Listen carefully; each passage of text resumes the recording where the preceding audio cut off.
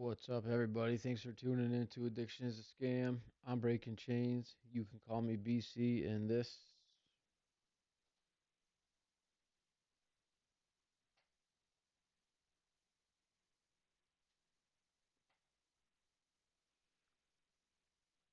is the Stigma Lounge. Come on in, have a seat, let's chop it up, see what's going on.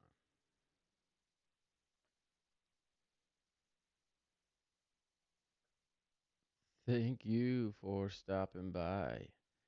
I hope everyone is having a blessed day.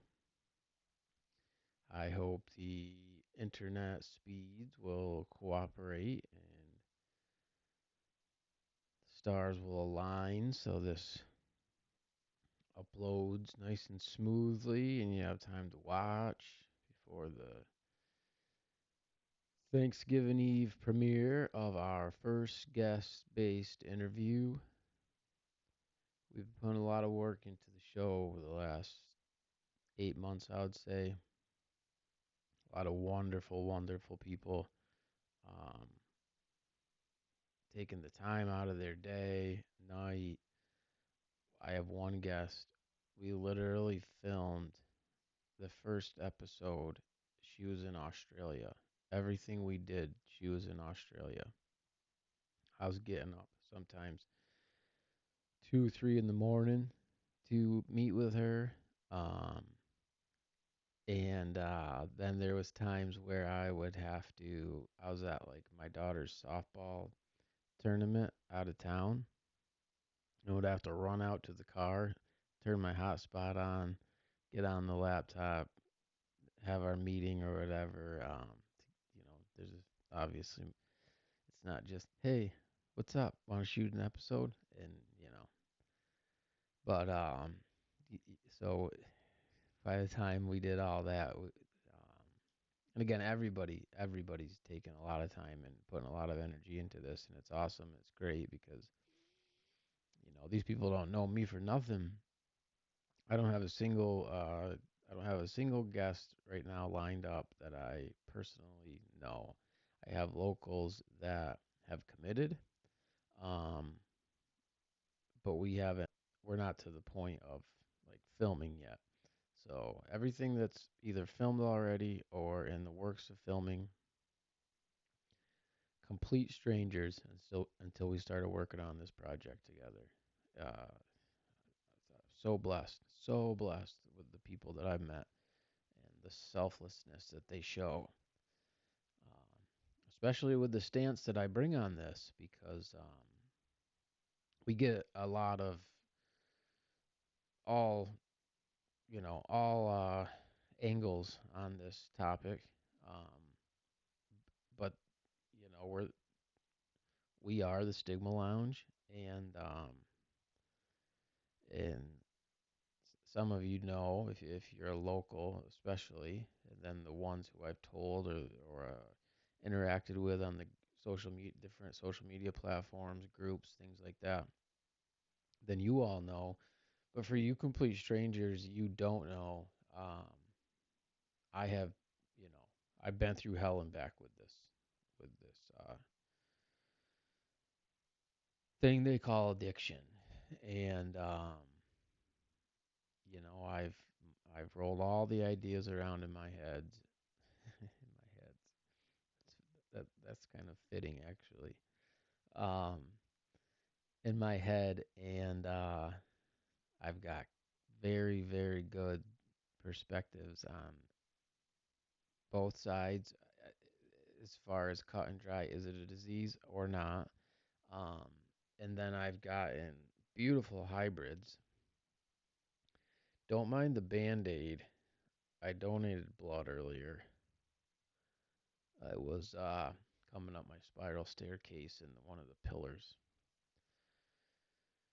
So, um, so yeah, tonight is the final installment of the kind of just the who we are, what are we doing here as a channel, what are we about.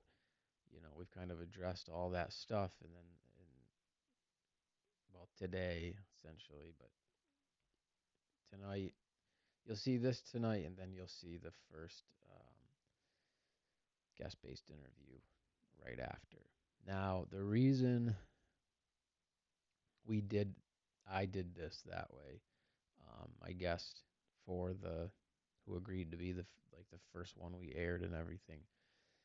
Um, Thursday nights are going to be the premiere nights. Thursdays at 10 p.m. Eastern time.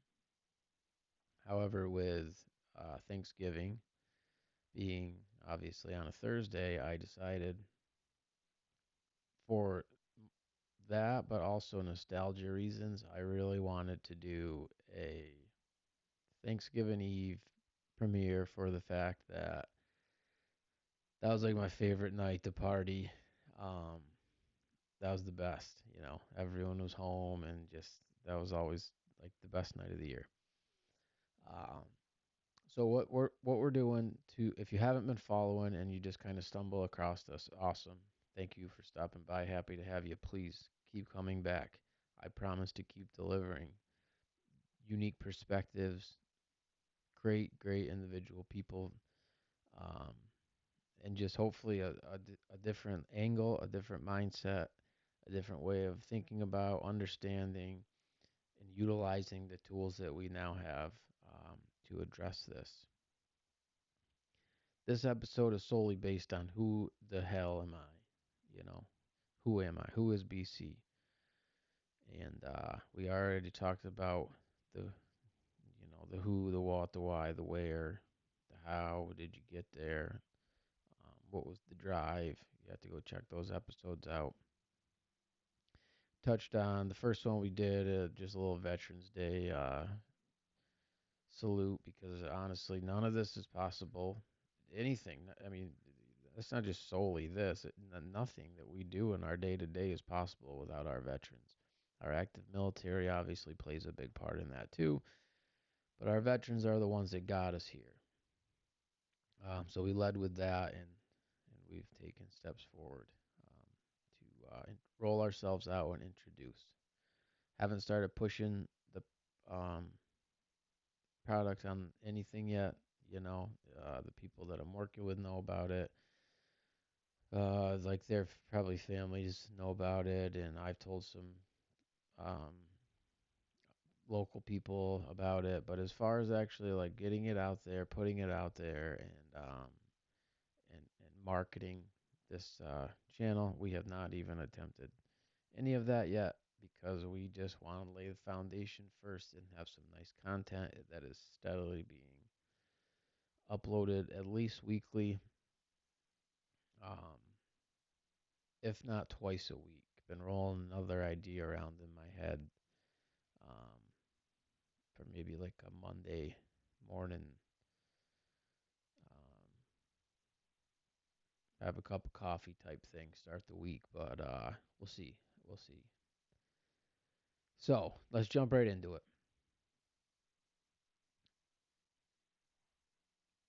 I don't think that addiction is a disease. Um, I'm very vocal about that in the sense of I don't scream it from the mountaintops, but I let my guests know that in the beginning. There is going to be if you think it's a disease, I want to push back for the fact that it's the stigma lounge. If I'm wrong on this, then we need to address that stigma. Um, I'm going to touch on a ton of stuff tonight. My personal life and the different stigmas that were attached to just my life. And that's not even talking substance abuse, whatever you, drug addiction, alcoholism, substance abuse, however you kind of, whatever your verbatim is cool with me because the one thing I think we all can agree on is that there's no cookie cutter way. And I think we're seeing that more than ever now. I think we're seeing an evolution. Obviously, with technology, we're seeing evolution in the way people can meet and interact and things like that. But I think we're also seeing a a shift in number one, media is like, you gotta salute them there. There's a lot of people don't trust the media, but at the very least, they're addressing mental health and they're starting to address drug addiction. Can't thank them enough for that. That is like, hell yeah, let's keep that up. I saw a post the other day. Somebody said, whoever it was that decided to make getting sober or getting clean, I think it said either way, cool. And then I'm gonna butcher this. I won't even say I'm paraphrasing it. I'm essentially just making up what their idea was, but it was like, whoever made it cool. Hats off to them. Whatever. Yada yada yada. Um, I'm gonna get right into it. I'm gonna tell you exactly why I don't think it's a disease, and what I think it is. Now, obviously, this is so freaking biasly based. It's not funny because it's literally based solely on my life experiences, and then my experiences with the battle of maintaining a normal, productive member of society life. So we're going to jump all the way back to, I call it the first 15. We're going to jump back to about 87, about 1987. And you're going to catch me peeking at my notes a lot just because it's going to be easier that way. And yeah, so that's that. Um, I'm probably 2, maybe 3 years old. And my mother, and again, if you haven't been here before, it's the first episode you're watching. I refer to it this way: it is not disrespect towards the human being. I just don't have a person in my life, and I never have had a person in my life that I've never a father figure. I don't have anybody that I call dad. Like, so that's it's not a knock on that individual. It's just a reality of my life. So, 2, 3 years old, my mother and the person I've always been told is my father.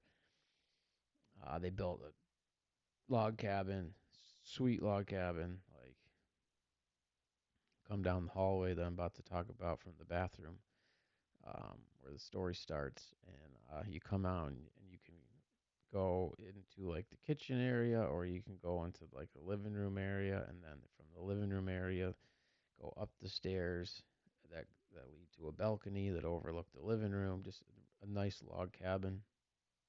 It was also built like uh, within almost earshot of my aunt and uncle's house, so I had a little trail through the woods. I could walk over there, see them, see my cousins. It was nice. It was convenient. It was nice. I don't know an exact date on this again because I'm talking. I'm 2, 3 years old, and I'm in the bathtub. Um, my mother had actually put her bathing suit on and got in the bathtub with me for this bath, and so we're taking it's just a normal night taking the bath, and he comes home, and I can hear some like banging and some words being said or whatever, but I'm not thinking too much of it. I'm probably used to it. I just don't. I can't tell you that affirmatively. But it's probably normal. So that's probably why I wasn't paying too much attention to that, and it's just kind of a fuzzy detail in the beginning. But what I do remember vividly is she gets out of the bathtub. She dries off her bathing suit, kind of throws a towel around her, like almost like she'd gotten out of the pool, and she walks out down into the kitchen. And now I hear some yelling and like, like a smash, like, and I'm like, so now I'm curious, I'm a little kid. I'm like, what the heck's going on out there? So like, oh, I'm done with the bath. I'm ready. And I get out of the bath and I get my towel on and I come down the hallway. And when I come down the hallway, I see this. What that smash was the dinner plate. It was so we had our dinner and she made the plate for him and had to work late or whatever the circumstances were. Um, his plate was still at the table, and I don't know what was said out there. I don't have a clue. I don't know. What I do know is when I came through, I'm being told, careful, I don't want you to cut your feet on that because the dinner plate is now smashed off like the wall. Um, the dinner's on the wall, kind of dripping down, and the plate is pretty much all the plate is all broken on ground level. A couple pieces of the plate, smaller pieces stuck um, to the wall, and so yeah, it's like eye opening. Never seen anything like that before. Crazy, and I keep it moving. Don't really remember anything else from the night. No ordinary night, you know. So probably went to bed and woke up and I just know, and I don't know if it was the next day or a week or 2 weeks or whatever. I just know that in the coming time, you know, soon enough, my mother and I moved out of there and got in an apartment. So we have this apartment.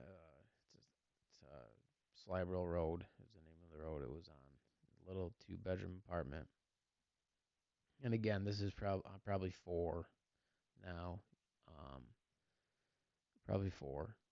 Another thing, if you're new to the channel and you catch me, you won't see me edit out those ums. Number one, the the main focus here is the authenticity. I want to make sure you know you're getting from the hip, from the cuff, maybe some notes going on, but real, authentic, pure, like information. And also, what that is like we need so much more of it in society. It's me slowing down, not just blurting something out my mouth, because I can do that. I can just blah, blah, blah, blah, and let it fly. But that's, you know, we as society, and again, this isn't just specific to this topic, this is in just everybody's day to day life. Slow down. Anyways, fast forward to, I don't know, 6 months, year maybe. Again, I wasn't in kindergarten yet, and I'll get to why I know that. But so, mother meets or has been hanging out with um, a new guy, and we'll get into her shortly. I spent a lot of time. She was my nanny, essentially my great grandmother, but I called her nanny. I spent the night at her house a lot. Loved it there. Her and I had a great relationship. Um, the best, you know. She would scare the ever living daylights out of me driving down Route 22, 75 miles an hour, and like her Oldsmobile. It's just like air ride suspension, but we're straddling the white line, and I'm over there like I didn't talk much when I was younger, and y'all will probably understand why here in a bit. So I would never say anything, but I'm like I'm prepared. Like I'm prepared to get that wheel if I got to at all times. And so, anyways, he comes over, and I think the idea was just to for us to meet, and it gets to be time for bed. Yeah. So bedtime, I'm like, all right, hell yeah, whatever. Y'all be good. I grab my little blanket, whatever else, and just just like muscle memory type stuff. Just head for mom's room because that's what we had done since we left. Like I had my own bedroom, but I slept in the bed with her pretty much every night unless I was at Nanny's house, just probably comforting, you know, whatever. I don't, not a psychiatrist, not a psychologist. These are all assumptions, I would say, and that didn't go over well. So, like before I even get like through the doorway to the bedroom. Like she's trying to like figure out a way to like softly be like, "Oh, no, honey, we're gonna have you." She didn't call me honey. That's what I call my kid, but whatever she called me. Um, we're gonna have you sleep in your bed tonight, and now I'm like on the bed, and just kind of gave like a no, I want to sleep in here, and it was on. I'll never forget it because I'm laying like face down. Because I'm discouraged, I'm bummed, I'm sad, I'm probably confused. Again, I'm not even in kindergarten yet, and just all of a sudden, bow, bow, bow, bow, bow, bow. I'm like, what is going on? And what it was the hands of this new person that she had in her life just beating on me, slapping. And I don't even know if they were all slaps because, man, I was my whole back, like into my hips, back on my legs, and even on my calves. Like the next day, whole back, everything, like from the back looking at me, pretty much shoulders to ankles, black and blue. So now it's chaotic, and she's yelling at him to stop, and he's yelling at me to stop, crying as he's hitting me, and I'm trying to get out of the bed, and I finally do, but like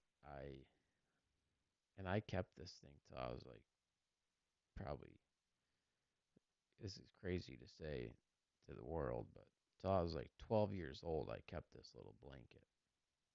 This thing was shredded by the time I finally gave it up.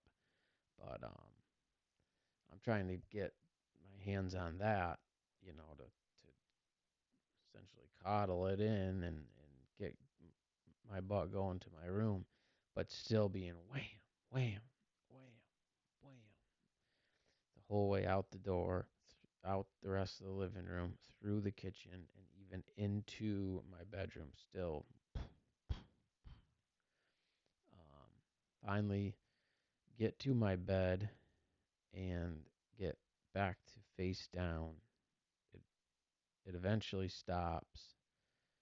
I cry myself to sleep. I get up the next morning and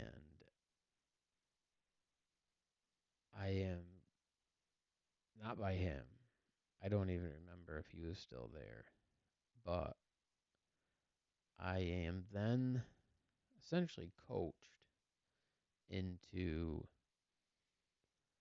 how to make sure my daycare provider at the time, her name was Linda, how to make sure, how to tell Linda that I don't need help using the bathroom anymore, that I'm a big boy and that I can do it on my own and all the things at daycare that day. Um, so, you know, okay, I get, okay. So, little awkward, little weird to you already, which a lot of kids go through now, the parents splitting up. That's pretty common. Still confusing, but very common nowadays. And so I got all that going on. Now this, and it's like, well, yeah, all right, I can do that for you. I'll never forget it. I get through the day for her, and like literally, we get to the car when she picks me up. First words, "Did Linda see those bruises?" And I was like, "No, I told you that I'd make sure she didn't see them. Not are you okay? Not like I'm so sorry that happened to you. Not like don't worry, I have called the police. He's been nothing like that, you know. Did the daycare lady see, like, that was the worry.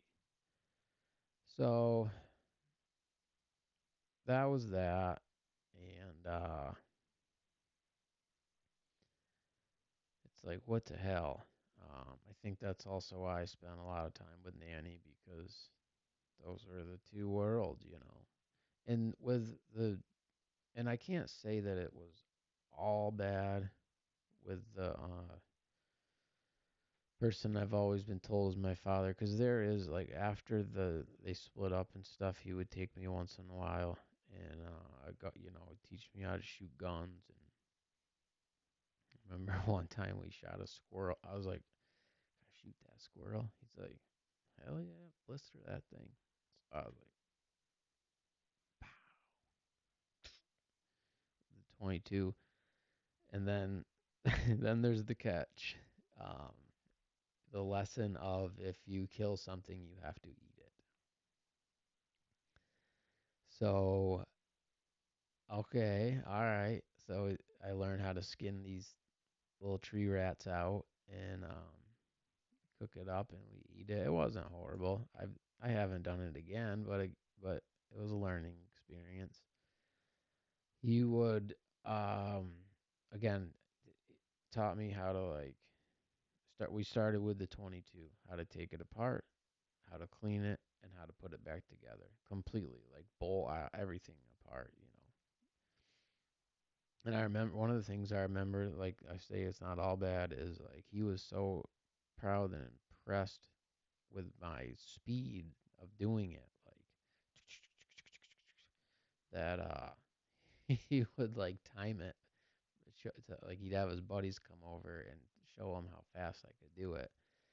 So once I got enough courage to ask, well, since I got that gun under control, can I shoot that one now? You know, is this not, so now we're talking 12 gauge, but I'm only like maybe, I don't know, 7, 8. I was pretty young because I was still, like, in the junior bowling stuff, because I stayed a Friday night, and this was first thing like Saturday morning. Um, and he ends up agreeing to let me do it.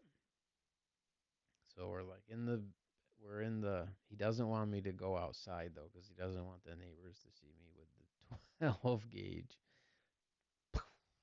So I was able to use the window from his bedroom as the rest. And I get shot, and he's like, "Make sure you keep that thing in your shoulder. It's a little bit more than that, blah blah blah." And so I target can out there. Boom. Well, I buried, you know, I've always, knock on wood, been a pretty good shot. Took care of the can. The only problem was the recoil. It came up, and thankfully that window was there, so, like, the gun barrel was like, but it enough to where it came and, like, across my face, and he was all worried that, because there's gonna be like this mark. It would have been on this side, and I didn't tell him about the nonsense from before, but it did leave a little mark, and she never noticed. He brought me to bowl, and she never noticed. Never. Next time I saw him, he asked if she was on to us, and I said, "No, we're good." We had a story anyways, in case she did see it, but so again, not all bad stories, but then, you know, it would go a long time. I wouldn't hear from him or see him, or he would reach out and say, "I'm gonna get you from the bus stop tomorrow." It's like, at the time, like, spaghetti was my favorite food. Gonna get you from the bus stop. Gonna make spaghetti. Have you get you bring you over for dinner, and then I'll get you home. And the one time I remember, like, the most clearly is, for whatever reason, my cousins didn't ride the bus that day, so the bus stop was just the end of my aunt and uncle's driveway. My uncle had his own plumbing and heating business at the time, so he was always gone. Didn't get back home sometimes till 7, 8 o'clock at night. And I don't remember what they did. I I don't know why, but anyways, so I got off the bus and the bus driver was like, "Are you good?" I was like, "Yeah, they'll be here any minute." He's like, "All right." So I wait and I'm waiting, and then at like 6:30 at night, my aunt pulls up um in her caravan. She's like, "What are you doing? He never came and got you?" I was like, "No, I just been chill. I just been hanging out, waiting." Um, there's no cell phones. We were talking late 80s, early 90s. So my mother thought that that's where I was with him and everything. So we get that all straightened out. I get home. Little things like that. I say little, but things like that would go on to, the stupid stuff, the promises of this and that, and just never seeing them. And then I just didn't see him for a while. We're still at pretty sure they bought their house in '92, so like 7 years old when they would have bought the house. By this time, I'm already with the neighbor kid, like climbing trees and smoking the cigarettes that his mother and father smoked. That he'd steal a couple and we'd climb way up in the tree, so they couldn't smell it, see us, nothing, and we'd smoke cigarettes. So that goes on. And we buy the house, whatever. I move into the village, and then when I was 10, they had a child, so I have a half brother that's 10 years younger than me. Once he had to start going to a daycare, even though we were in the village, so I'd have to go there to get on the bus. Well, 96 comes around, and this happens. October 19th, 1996, defendant's girlfriend, and I redacted the names for respect to the family, out of this, was shot 4 times in the back of the head while she lay on a sofa in the house she shared with the defendant. Testimony established that blah blah blah blah blah blah. If y'all want to pause that and read it, that's just the appeal to try, whatever, some things. Um, so that's 96. I remember the next day getting on the bus. Um, well, that night even, like troopers coming to the house, just kind of asking questions, like if we ever saw like any aggression or anything like that. I never actually had to answer any of those questions because my mother like had the wherewithal to kind of get me away from that, and then she stepped outside to speak with them. So that happened next morning, getting on the bus, go to sit down next to like one of my actual like classmates, and she says to me, "Oh, I saw what happened with your dad on the news last night," because that was like big thing around. I grew up in a very rural area. Everybody knows everybody, and it's just awkward as hell and whatever. Um, so that's 96. So, I told I told you I call this the first 15 for a reason. Um, Also I forgot to tell you this, at their wedding there was nobody actually caught me at the wedding, but when we were watching the videotapes after, that's when I got caught. I was going up to the keg and just literally like grabbing the tap and just swelling down off the keg at 6, 7 years old. Um, I'm 99% sure they got. Well, I know they got married when we were at the apartment still because I remember when they were counting all the cards, like they were opening all the cards from the wedding. And one of his friends, Herbie, stopped by and he was always fairly solid dude, and I like they were adding up the money as they opened it. So I'm hearing all of this, and when he walked in, like the first thing I said to him was, "They got da da da da two, 3,000, whatever, you know." And they're like, "You sure you don't tell people that?" So that's how I know that uh, the wedding was before we bought the house in the village. So that's how I'm able to understand that. Okay, then either they got married in 92 or we bought the house in 92. Either way, 92 was one of those two things. So that's seven.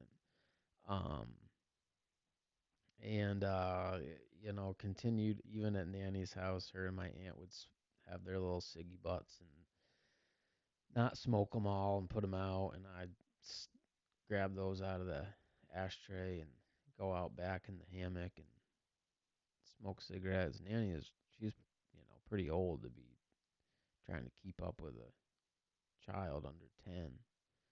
And even when I got to be like 11, 12, she would gladly have me over there. I actually really I liked it then a lot because I'd go there after school, get to sit down, watch Saved by the Bell, all that stuff. Then I spend the night. I'd get to stay up late, watch American Gladiators, all that Beavis and Butthead, all those shows, that MTV stuff. It was just it was kind of my escape, going to Nanny's house because you don't have the thoughts up here, of like, is this reality? Is this real life? Like that dude, like they're married. You don't have those thoughts, and then like no, they're having a kid. Like, they're not formal thoughts, but they're freaking definitely inside you. So take my word for that when I say things like, let us be the ones who did things the hard ways. I'm not talking about just the experimenting with drugs. I'm talking about scenarios and situations like this. Like, I'm blessed to be here. If you haven't heard me say this before, when I tell people I'm blessed, I don't tell them I'm blessed because I have a roof over my head or a beautiful daughter or a few nice things. Like, I tell them I'm blessed because I have every reason in the world to be the most depressed soul on human earth, and for some reason I'm just not. So anyways, moving forward, uh we'll do it this way. So you can see down here on the tombstone, August 19th, 2000. Uh, One of my things I did was I mowed Nanny's lawn for her, and we were going up to my aunt and uncle would always get camp, Lake Bomazine. We were heading up there, but I had to mow Nanny's lawn first. So swing by there to um, made a deal. Can I at least just mow the front, and then I'll do the back later? And that was okay. So at least get like roadside mode out back where nobody can see driving by and stuff. That can be done later. Go inside, just say hello to her, give her a hug. She's all happy. She was surprised. She wasn't expecting us. Not like startled surprised. At least I hope to God not. But big smile on her face, stands up, gives me a hug, and she like when she let go, that's when I knew something was weird. But I wish I'd thought a little bit. I wish I'd thought a little faster and just one more hug. But she grabbed her chest and like I think she said Tina or something like that. And my mother's walking in behind me anyways at this point. She's probably 5, 10 steps behind me, whatever. So like enough time for me to get up the few steps, the couple steps over to the couch. Nanny to stand up, get a hug, that, and then her coming. So, and my mother knew, like, oh, called 911. Ambulance calls. I am already seeing what's happened. Like, she's not. She, like, had her episode and just wasn't moving. broke right down, right out back into that hammock that I'd smoked those cigarettes in, and I laid there face down and cried, and pretty much until I was told I had to go. The ambulance came and they did their thing, and like I guess they were able to get the heart going with their bzz, bzz, bzz things, but it just wouldn't stay. I guess they, even the whole ride to Rutland Hospital, I learned later on at that time, and was so crushed that I, then that just attributed more to me not speaking. So definitely wasn't asking curious questions, like, but I guess that's kind of even how it went the whole ride to the hospital. I later learned, but yeah, I don't know how long I was face down in that hammock, just literally bawling. But it didn't feel like long enough. It could have been an hour. It could have been 2 hours. It wasn't 2 hours, but I'm just saying it didn't seem like long enough. I know that. That's how much it was like. But so that's 2000. Um, so that's why I call that the first 15. Those are the couple two tree things I saw by the age of 15. Now, I often wonder if it's like from, this essentially is a stigma. I was kind of always like the scapegoat in a sense, for like whatever friends, parents, like had had the been his fault, had the been definitely something BC must have come up with. One example, and well, there's let me just do this one first. So one example is we had a friend who his grandparents had a business, but they'd go to Florida, and when they were in Florida, the his father, so the son of the grandfather, the grandfather owned it. The son did the stuff there, and so they would just stay at the business at the house. And a couple kids from the town caught wind of it, knew that the father smoked weeds, and figured that was their opportunity to run up in the house and freaking see how much weed they could steal from the old guy. It wasn't like he was old, but he's our buddy's dad, so he was old dust at the time. When they're leaving, when they're walking out the back door, the mother had come home and like sees them. Doesn't I don't know if she like saw exactly who it was or not, but she saw them quick enough to where she's able to get on the landline, call the police, and if you go out the back of their house and then it comes to like the street and you kind of go by the Little League and you head back towards a street, it's called Meadowy Street. It's maybe eighth to it's probably not a quarter mile. I don't even think those two or three, I don't know how many there was, but those couple two tree kids made it to Meadowy Street before the cops got them. So instantly arrested, got the people that broke into the house. And like a week or two later, it's a Saturday, and I'm laying on the couch in the living room watching my Saturday wrestling and knock on the door. It's the mother.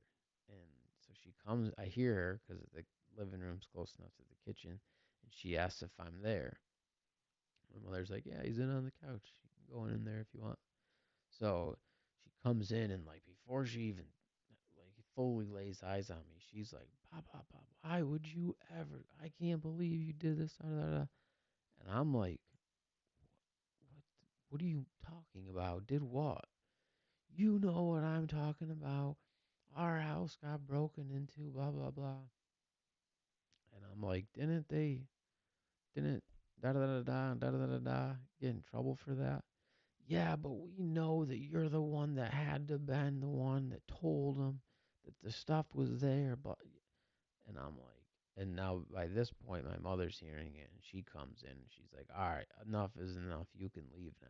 And I'm sitting there like perplexed, like again, maybe 14, 15, 16, oldest. I don't think any of us were 16 yet. Just about positive none of us were able to drive yet. And yeah, so that I was like,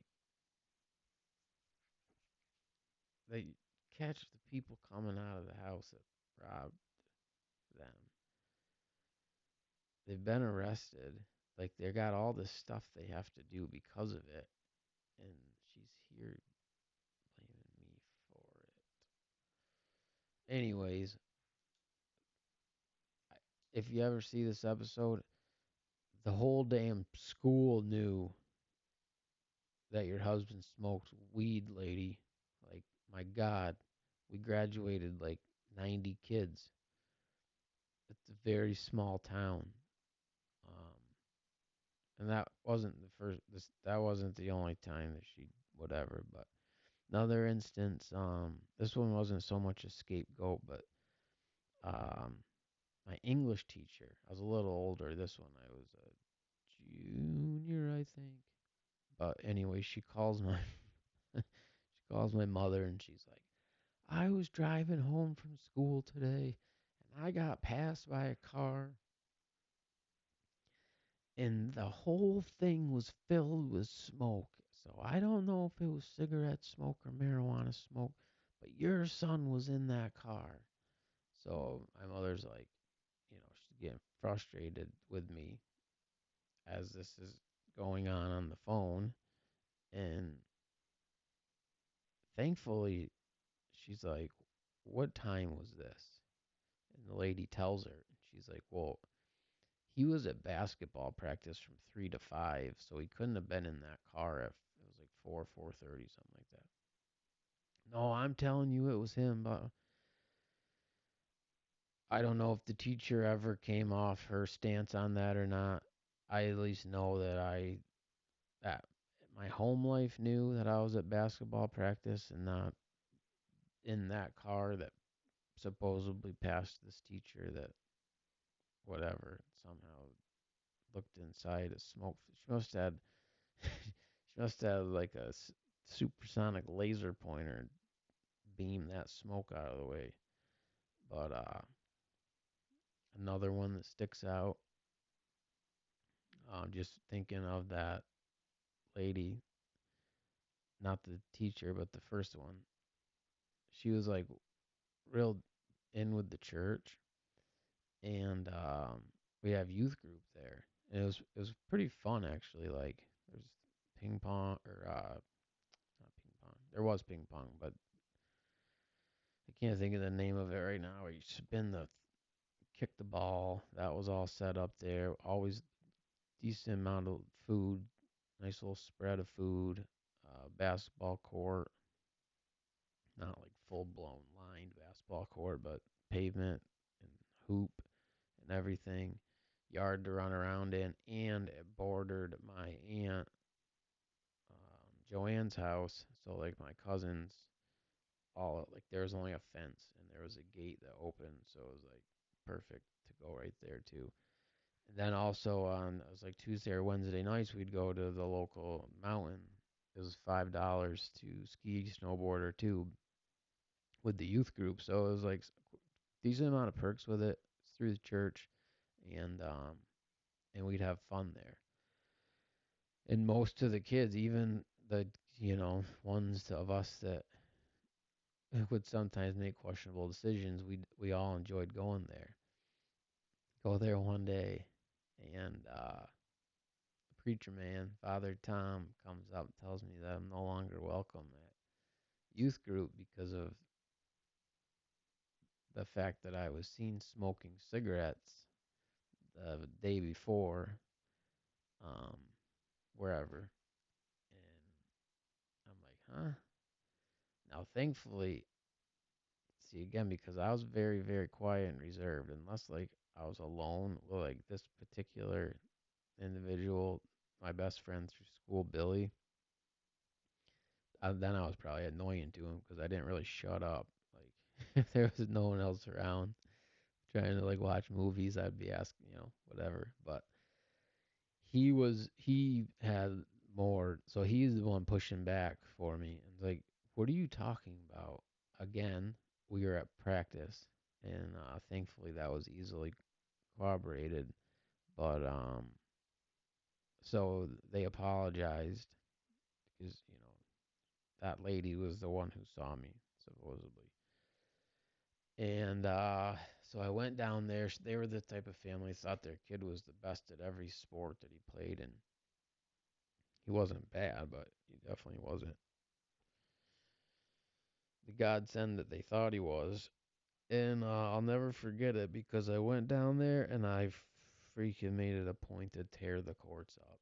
I must have had 35 assists and 50 points before we were done with our.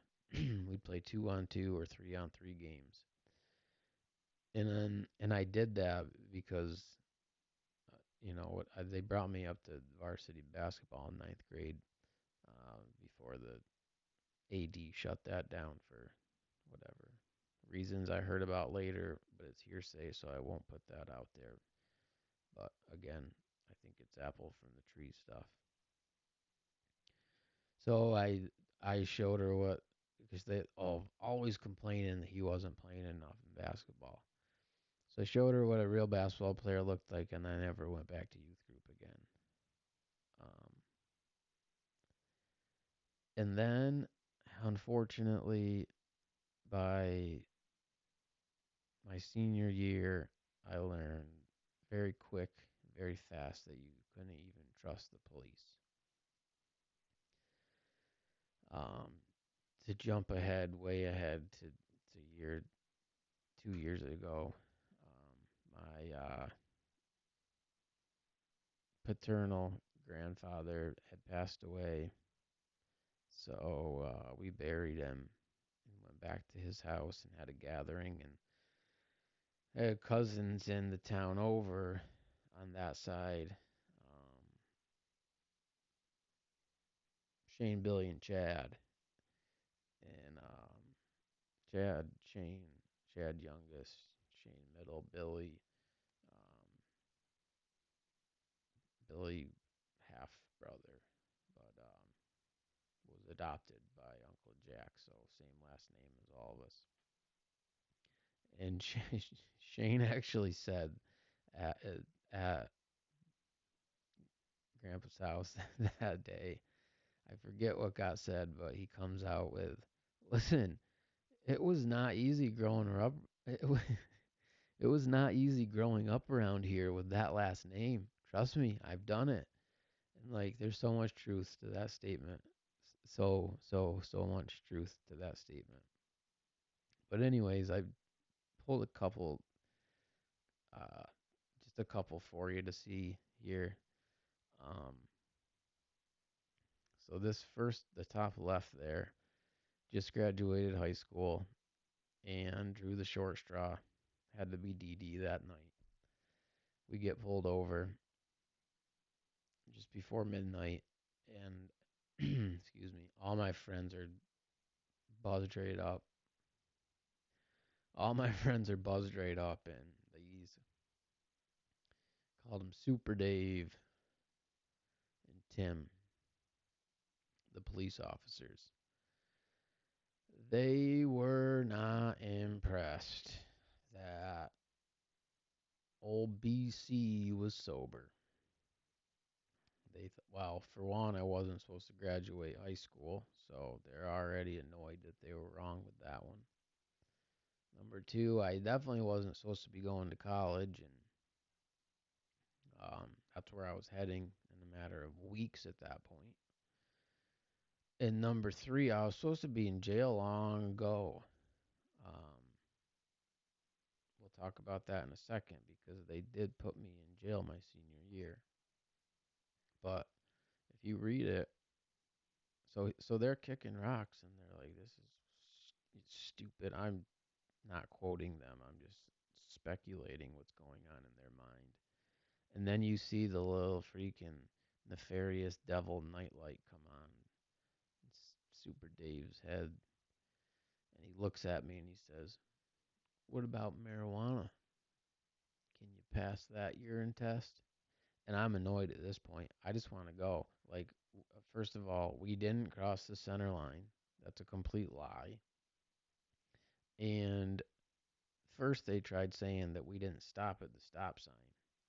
And it's like, well, there's like 15 people at the bar right there that and one of them was like, I think one of them was dating one of the kids that was in the vehicle's dad at the time. I think that's what it was. So I think that's what it was. His name's Dale. I think Dale's dad was dating this girl. Something like that anyways. So like we knew that, but we weren't smart enough to not say it out loud. So they caught wind of it, so they switched it from not a complete stop to failure to keep right, even though like we pulled up to the stop sign and took a left. It was a four-way. Anyways, when he comes out with that, I said, "No, Dave, because that's in your system for 30 days." So, smoking 15 days ago, I'm going to fail a urine sample. Well, all right then. DWAI drugs it is. Tim wrote the ticket, but that's August. If you back it up, that's August of 2003. If you back it up to December of 2022, 17 years old, we went out Christmas caroling, and it was something we did every year. Um, I always had, like, I had an uncle that was only 4 grades above me, 5 years older than me, and I had a cousin, technically my second cousin because he's my mother's cousin, and he'd be that uncle's cousin, but he was only 3 years older than me. So I hung out with especially him and his friends quite a bit. That's who I went Christmas caroling with. And I was drinking Fireball, I think it was. Pretty sure it was Fireball. Something like that. Something I'd never really drank before. And man, I got whew. So I went home at like 9 o'clock and passed out. Um and my girlfriend was supposed to come out like when she got out of work. She was waitressing. And like the deal was you can have your girlfriend over. She gets out of work for a couple hours. And him and I we'll go up to it was called BB's, the bar, at the opposite corner of the block we lived on. Um, so I'm like, the deal was we had to keep an eye on my half brother that's 10 years younger, so he's like 7 at the time. And yeah, no problem. Heck yeah, just coming out of fall, little button buck with his neck all swollen up. Make that deal every time. Except drank too much Fireball, passed out, face down on the couch, got sick. Um, they still went out anyways. She stopped by when she got out of work, couldn't wake me up. So she called, I think how it went was she called her mother or father for a ride. That or one of like the cook there, like one of our classmates brought her over because she couldn't get a hold of me, and then because I was leaving, brought her home. Something like that. But anyways, she left. Well, I wake up 2 o'clock in the morning to freaking pow pow pow. I'm getting kicked and hit and freaking what the hell's going on? And it's the husband, and he's all pissed off because his babysitter fell asleep on him, and his wife wouldn't leave the bar with him. So by this time I'm upstairs in my bedroom, and my bedroom's the only room upstairs. It's the only thing upstairs. Um, Literally, like you go up the stairs and it's just the bedroom. So I fend him off and I get him toppled down the stairs. And I try to go back to sleep, and he must have like went and had beer and then comes back at it. So another round, and but I'm still not feeling good. Like, so I definitely 9 out of 10 times I'll gladly kick this dude's. But that night I wasn't feeling it, and I grabbed the cordless phone and I said, "Listen, if you freaking come up here again, I'm calling the police." Now he's a corrections officer, so just keep that in mind too. Person I've always been told is my father is an inmate at the New York State Penitentiary for murder. Mother's husband is a CO, New York State Penitentiary. So that's a little awkward, but sure enough, he comes back up. So I called him, and I got one of the few that I respect. Billy Holcomb's his name. Wicked good guy. Get him on the phone, tell him what's going on. He's like, all right, I'll be right over. He didn't get there first. Super Dave got there first. Super Dave and some female that must have been filling in from another town or something, because we only usually had one female cop in the town, and it wasn't her. So I'm waiting for him at the door, and he's doing something. He's pacing whatever he's doing, and the door opens in. So it opens in, and it opens like right to a closet. So I'm standing like right at the end where the door would open, waiting. So open the door for him to come in, and as soon as I open that door, he's like arm on my shoulder, shoves me over in front of the closet, and freaking wham, takes that door and bow right off my face. I'm like, what the hell are you doing? I actually think I said the F word, but the algorithm won't like that. And if any women or children are watching this, I would not like to be the guy swearing in front of them.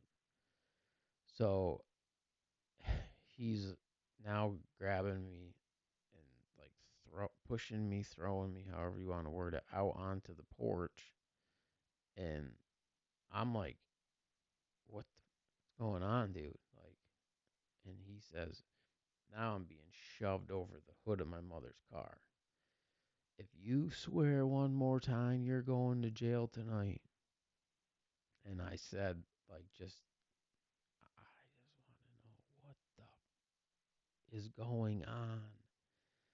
And then, like, he was doing it anyways. It boom, boom. He's clicking the cuffs as Billy Holcomb pulls up. And Billy gets out of the car and he's like, whoa, whoa, what's going on? And Dave kind of shrugs him off. And then the girl goes, yeah, and what about you smashing him in the face with the door? And he literally looks at her right in front of me. And I know, I can't say I know Bill heard it, but I'm fairly certain that he heard it. Um, we're going to forget about that.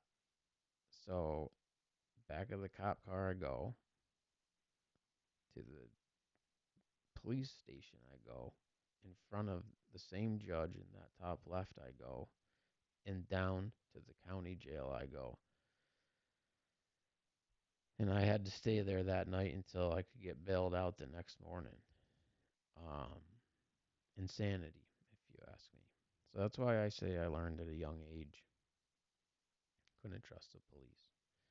This one's a little later in life in the bottom right, but policeman charged in Granville store burglary. So that goes in all the papers. That goes in everything. And that's me that they made that arrest on. This is one of the few times that the judicial system actually worked for me. Because when the district attorney's office presented it to the grand jury, it got no billed. And for those of you that don't really speak court language, that essentially means they told the district attorney's office to pound salt. Like, what are you doing? You clearly don't have the right person.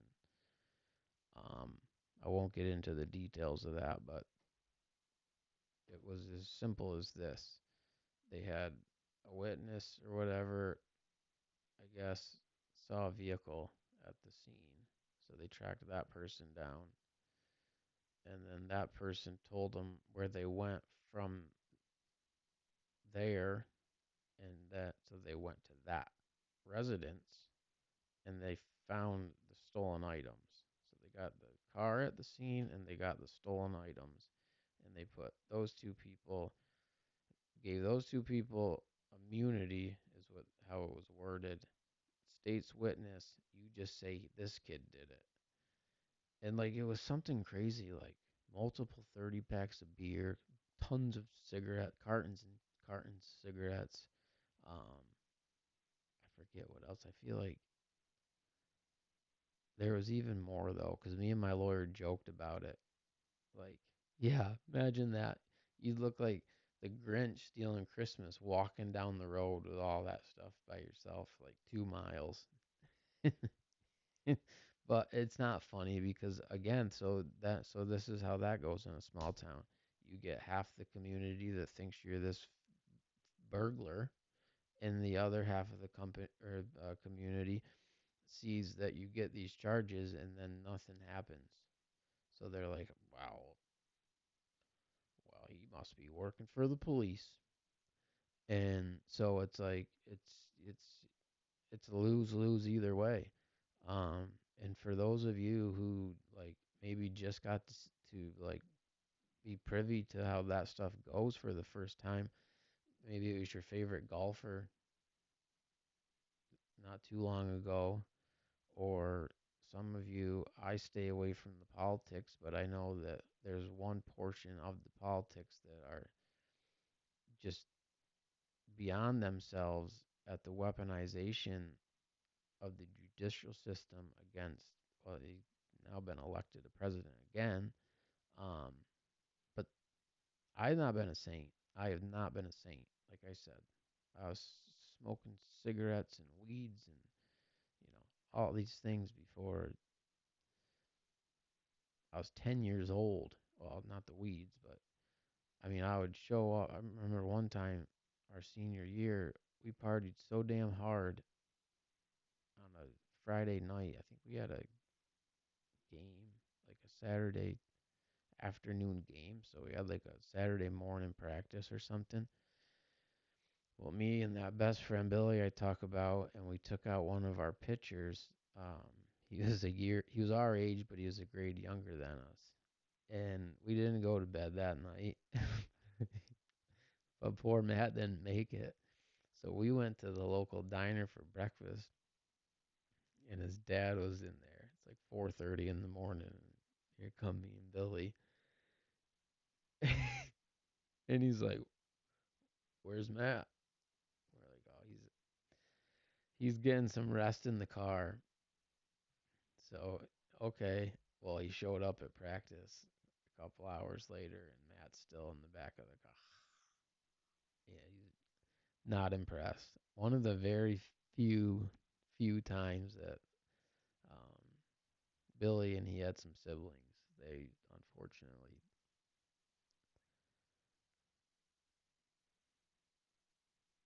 when Billy and I were in seventh grade, his dad got in a snowmobile accident and passed away. So it was one of the few times because we were never blessed to not have fathers, but that like we're kind of sort of upside down lucky. Um, so again, not a saint, but definitely not what society in the area was trying to make me out to be. So we'll just do a quick little recap now that you got a little backstory on some things for the drug and alcohol rundown, and then I will get into the toughest part, and then the why and my reasoning on why I do not think it is a disease. So first cigarette's about 5, 7 years old, drinking on the keg at my mother and her husband's wedding. Definitely had to have been like about the same range, 6, maybe 8, oldest. Um, Smoking weeds by 12, 13 years old. By 15, 16, we're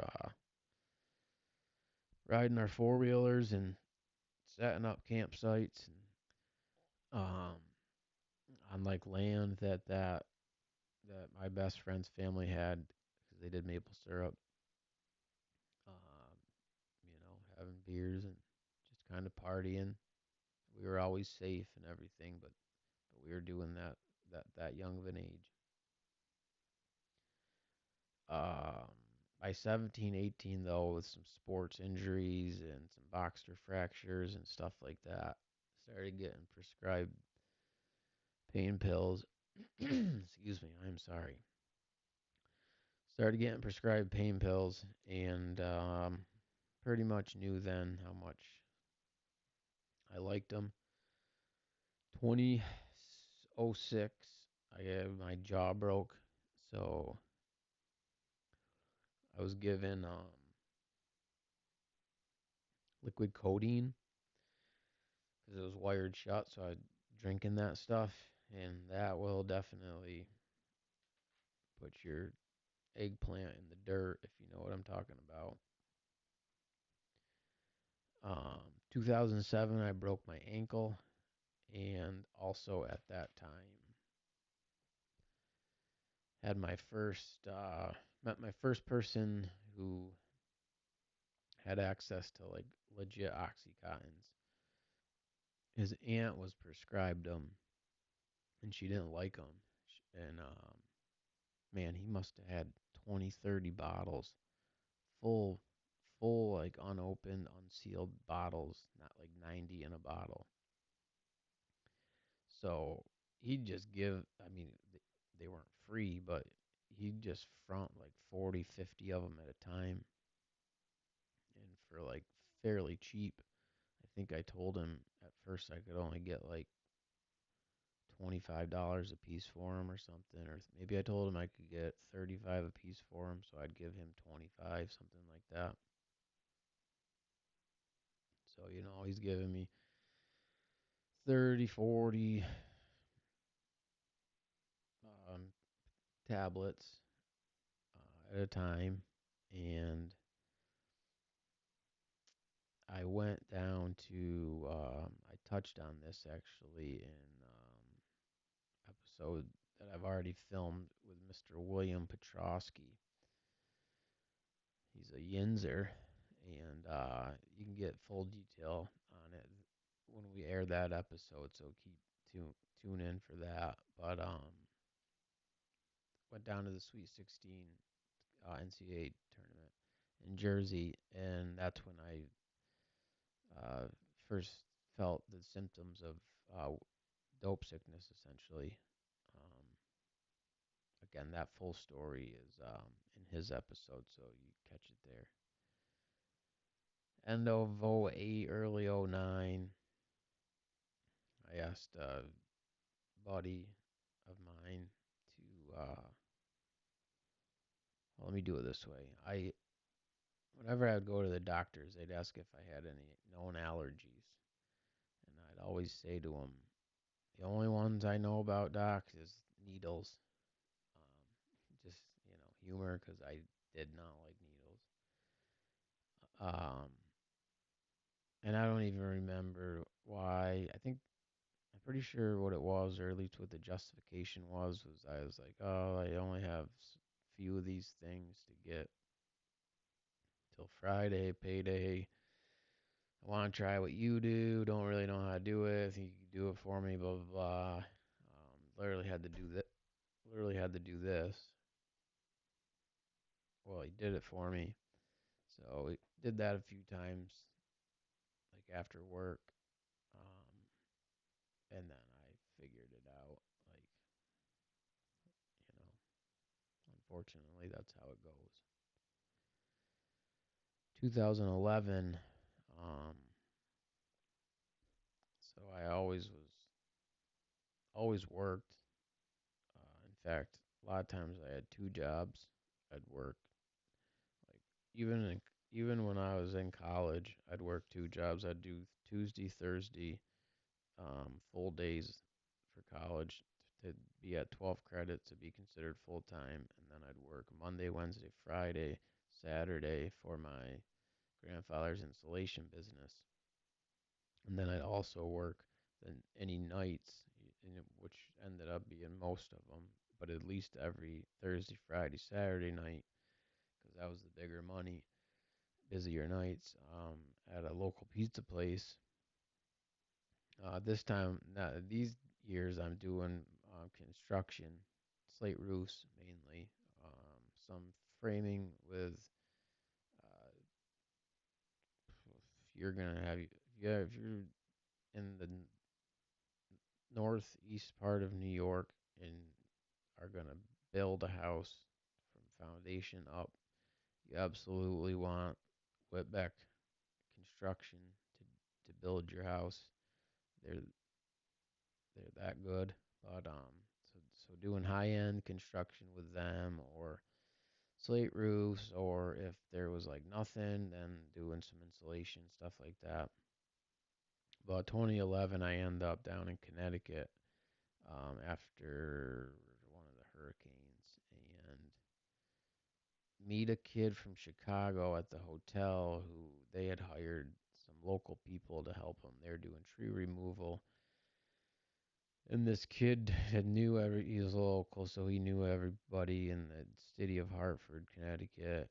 Um, got linked up with I would say, fairly important person, and started getting.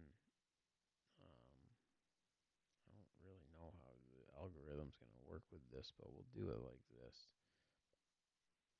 Of dog food, I guess they call it, for $50. Those were $200 a piece at home. So it was very easy to grab, five or six of those and bring them home and do whatever on the weekends for free and yada yada yada. So like 2011 to 2013 was like my best but worst run of my life. I have a friend actually right now. I'll do it this way, then I'll pull him up because I only have maybe, count him, maybe two other people in my life that I like know for 110% that it's, one hand washes the other. 110% have my back the same way I have their back. Um, but Pete's his name, and he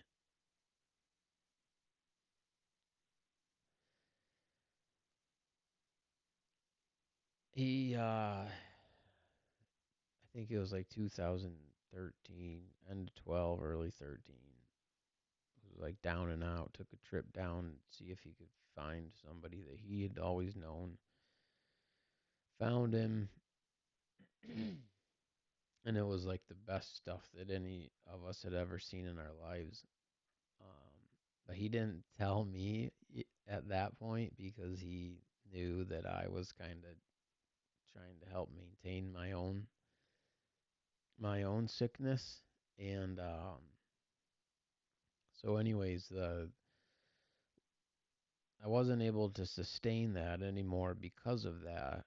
Um, but I had caught wind and I hit him up and I was hurting, and it's just the type of relationship we have. So the humor is just what it was. So he's laughing. He's like, I suppose it'd probably only be right of me to help you since I put you out of business. Again, that's just hyperbole, joking stuff, like whatever. And he did, and he took care of me, like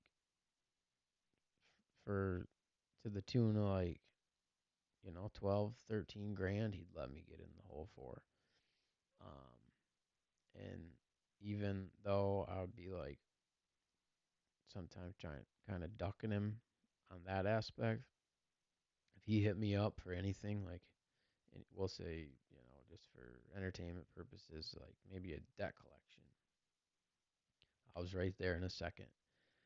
And to go on the flip side of that for entertainment purposes, maybe like his buddy was out of town on vacation or something. He hit me up. Yep, we can definitely go see mine. So just stuff like that. Even though, like, even if there was like a debt like that, we still, had each other's back. One hand washes the other. I still write to him. I wish they'd send him at least home for work release. But we'll get back to that in a second here. So he's helping, but I also, like I said, got a little tab going, and I took a ride with a couple of people, and I knew I shouldn't have went with them.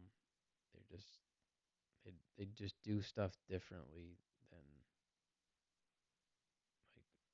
like I did, and some of the other people that I hung out with did, and I mean in the sense of like recklessness. Like I'm not saying they're dumb people; they just don't think things through. We get pulled over, ultimately end up in jail because the dude decides to just hand the cop. The cops got me out of the car, and I'm telling him like, "There's nothing in the car. You got no need to search it. You got no reason to search it. There's no probable cause. Just take me away for the driving without a license." And the passenger's got a license. He can get them home. I'll be fine. Well, the cop starts walking back to the car, and he turns right around. He looks at me. He says, "You're a liar." And I'm like, well, Ding Dong in the back decides to freaking just stick a bag of weed out the window and hand it to the cop. And it's like, "Jared, what the hell are you doing?" And he's, "Oh, I thought if I gave him that, he wouldn't bother us." It's like, yeah, yeah. Just if you figured if you just started handing him illegal substances, he'd just, "All right, appreciate your honesty." So they tear the car apart. They find a bunch of stuff. I ultimately end up in jail. His girlfriend did too. Um, Not the severity that I did, but she ended up because I think she got like a probation and then screwed it up. I didn't have to do any of that, but my just sat right 50,000, 100,000, 50,000 cash, 100,000 bond, and we're way out of town. Like we're not too far away in the sense of the actual town we're in, but because of the county that we're in, it's like 2.5 hours from home. And get my lawyer down there, and prosecution agrees to the bail reduction and everything, and the judge says no. Judge says I'm not lowering the bail unless he has a bed at inpatient. So lawyer gets that all figured out. Finally get out of there, go to inpatient. Get out of inpatient literally about this time, 2013, because I remember talking to the people at inpatient about Thanksgiving Eve and how much fun it was. And I had to go to outpatient because it was like inpatient and then whatever the recommendation is. And the recommendation was intensive outpatient. So right off the bus, straight to it's a park. It's I don't forget the first name of it, but it doesn't matter. Intensive outpatient in the Glens Falls area. And so I'm doing that. And then on January 10th, I believe it was, right? Yeah. January 10th, 2014. I get a text message, and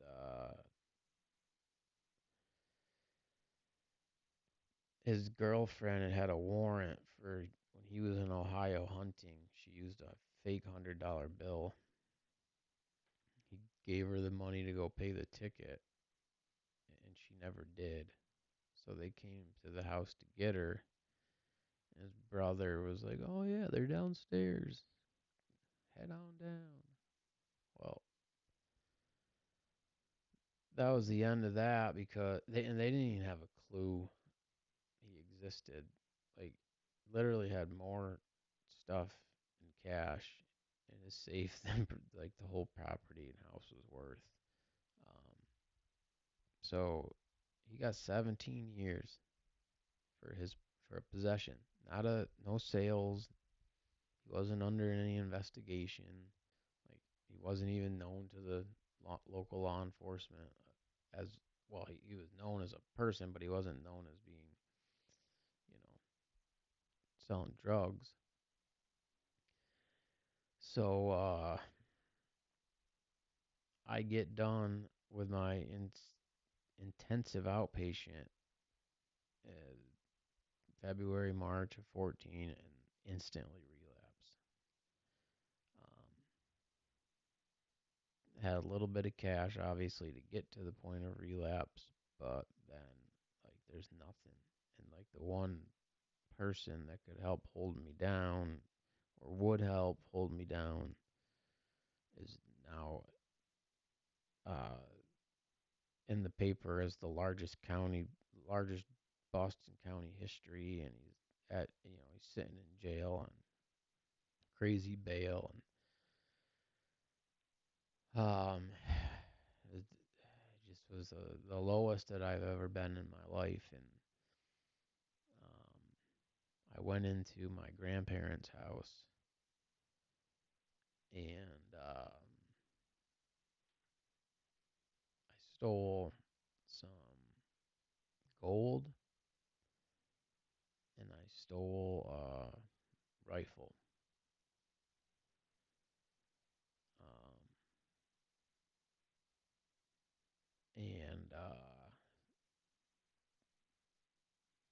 they like don't really know if they want to have me arrested, but my uncle had called and made the report. So I get brought in, and the and these aren't like police officers. Like, they're not in uniforms. They're in like ties and button downs and dress pants or khakis or whatever, slacks at the very least. And they're like, "We're just gonna be real with you," and they slap down which should have been my co-defendant, his whole his whole statement that he wrote against me. Um, Now, I'm still holding hope that family's not gonna pursue charges, but I'm already aware, and he's reassuring me, like, it doesn't matter at this point. Like, we can the state of New York can now file these charges against you. And he said some things to me, and just, sitting there and just thinking and talking, and like, I don't know what it was, because I made it very clear to y'all how I feel about law enforcement. Um, don't trust them, can't stand them, whatever. But that dude was a little different in the sense of, like, I understand he was doing a job, and I understand what he's trying to do. Like, his end game, obviously, he wants me to work for him, okay? And my end game is, well, I don't want to go to jail, but I will definitely go to jail before I'll do that. And so I'm trying to, have conversation without incriminating myself, but also hear out the severity of this, like, because he's being real with me. Like, he's not like hypothetical. They're not trying to play good cop, bad cop. They're just being straight up. They're pissed off at all the freaking drugs that are in this small little county, and they So, excuse me, he's being straight. And like, I've always been, like I would say, I never really talked much as a kid, except like when I would get like with Billy, then it probably annoyed him because then I could like turn it on and let my real self come out. So like, it's a very real moment. So I have a couple conversations and and I have it turned on because I'm in tune. Like this is not good. Um, and he said a few things that got to me in the sense of like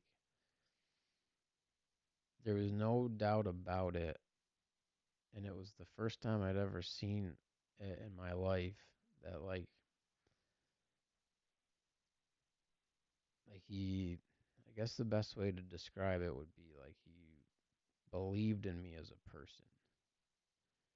Um, and again, never had seen that before in my life. Like, and definitely not from like a superior person, like a elder or anything like that. Like, if anything, it was always the complete opposite. It was always diminishing. It was always like, even if it was good, it'd be like shut down. But I ended up going to jail. Funny story about that. So Billy Holcomb comes back into it. He's the sheriff now. He comes to pick me up for court, and he says to me at the little booking area when they bring me out of the cell and stuff, and he says, "I got your boy with me," and I'm like, "What are you talking about, dude?" And he doesn't say anymore. He just keeps smirking. So we go out the door. Door's all shut, so we can get his gun back because you can't have a gun in the jail. He opens up that back freaking door of his sheriff SUV, and there sits that little mother who wrote the damn manifesto, and he just starts chuckling. He goes, hop in there," and I'm like, but so anyways, that was that was that for me. I had to hire an attorney, had to deal with all of that, which whatever, sitting in jail, yeah, that was like the easiest part of it. The hard part was accepting that I had went into my freaking grandparents' house and stole things. The silver lining and the irony of it all is that like the few conversations that I did have with that, you know, I don't even like it. I consider those people like real cops, like they do real police work. Um, so they're I don't even like calling them cops, but the irony in it, the silver lining in it, is like seeing that stuff come out of him, hearing him, the way he got to me, combined with the just disappointment in myself once I was able to get everything all satisfied with the charges and everything, the, and get out of jail and all that stuff. I took a job at a local factory, and by 20 middle 2015, I found out my daughter was on the way. Early 2016, she's born. February 16, she's born. April 16, I had been calling and calling everywhere. Need a sub doctor, need medically assisted treatment, blah blah blah.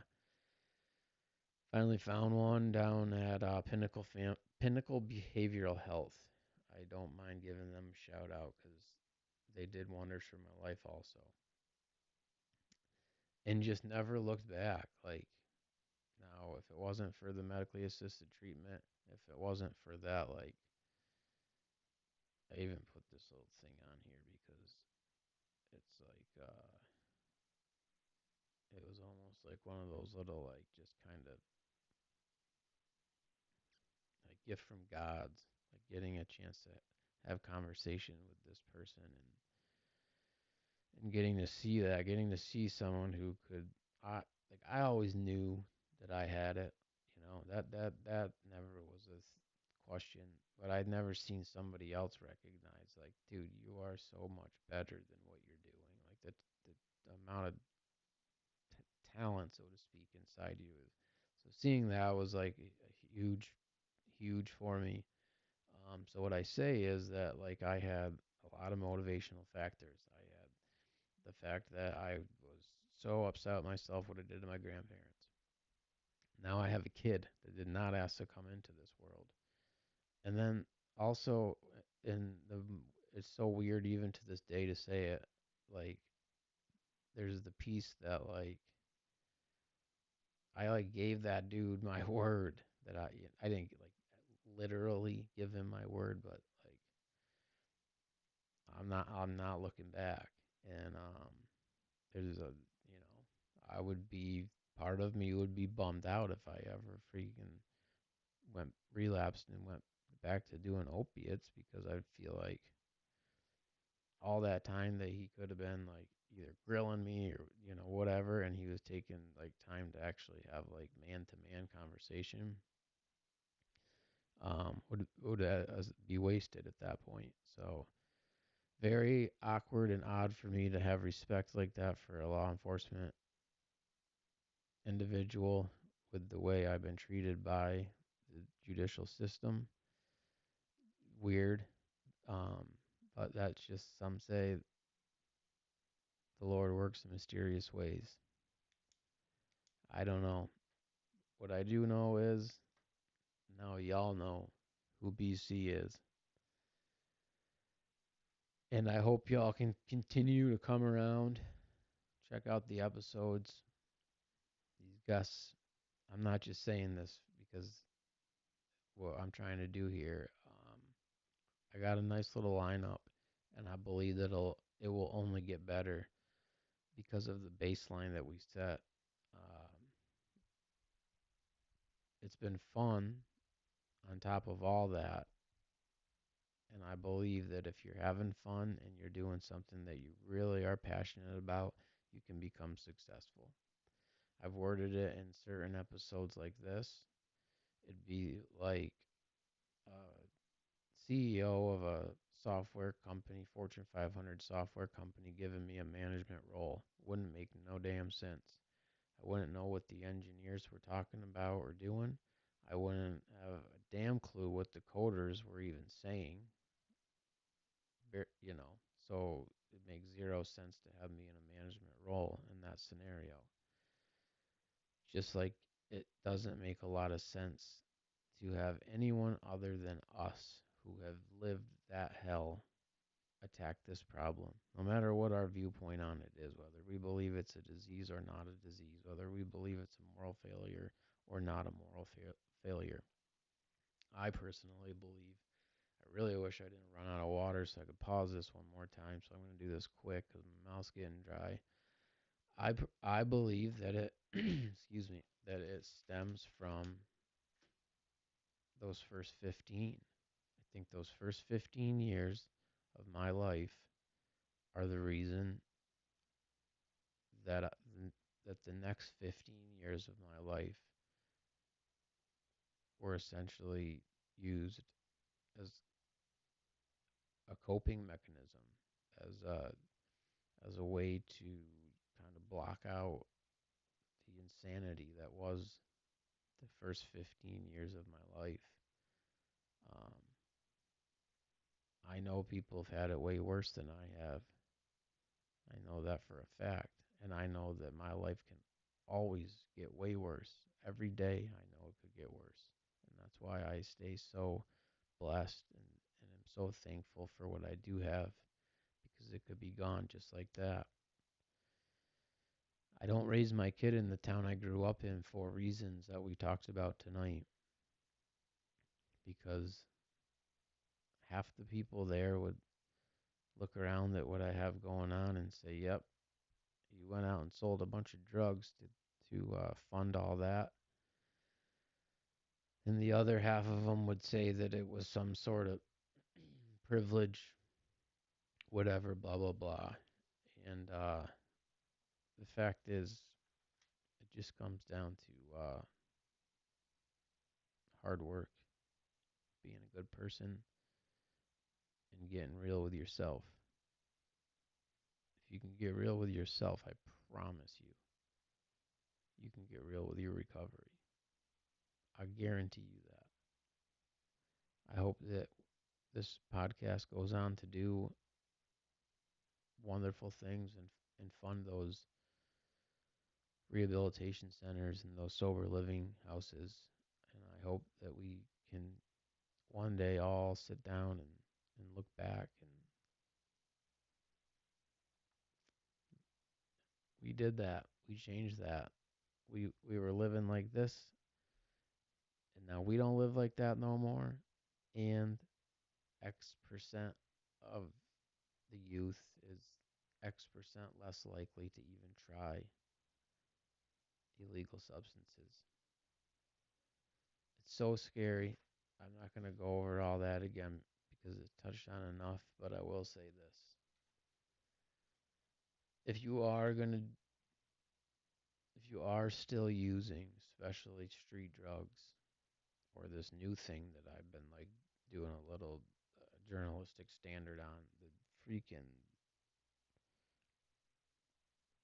I don't want to I got to think how to say this cuz I don't want to like give anyone ideas, but the internet is insane and scary for what is capable of being found there. And if for some reason you know what I'm talking about, you double better get yourself test kits, Narcan, all the things. But I think you all should carry that around. If you're in active use still, um, I absolutely think you should have that with you 24/7. That is not something that we ever had to worry about, thankfully. I probably wouldn't be here if we did. With that being said, if nobody's told you this yet today, I love you, and I promise I'm not the only one. Y'all be good. Enjoyed tonight's episode, and I'll see you next week.